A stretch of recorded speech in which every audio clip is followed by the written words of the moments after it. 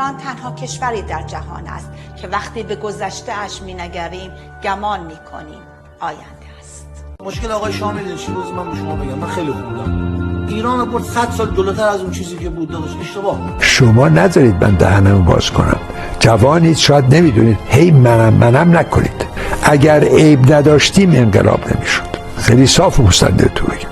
اگر ما مردم ناراضی نمی کردیم، من سربسته میگم چون نمیخوام این ما مقصریم که 13 سال ما یه نخست وزیر داشتیم. بعضیا میگویند که ما داشتیم ژاپن میشدیم، ما داشتیم چنین میشدیم. اینها هم از اباطیل به نظر بنده و اغلب اشخاصی که ایران میگویند یا نادانند یا خودشون در اون موضع خوبی در وضعیت اقتصادی و سیاسی مملکت ما داشتند. سیستم سیاسی روز به روز عقب افتاده تر میشد، نه اینکه سر جاش بمونه، عقب افتاده تر میشد. با زمان قاجاری دیگه یواش در تفاوت نمیکرد. اگر احیانا نارضایی طبقه متوسط و طبقه اکثریت مردم از نظر زندگی نبود، قطعا شما بدونید که به این جمله نمی‌رسید. مقصر ماهایی خراب کردیم، فساد بود، دزدی بود، کسی به روی خودش نمیخواست بیاد، حبس بود. آقا شاه آدم حقیری بود برای مسئولیت بزرگ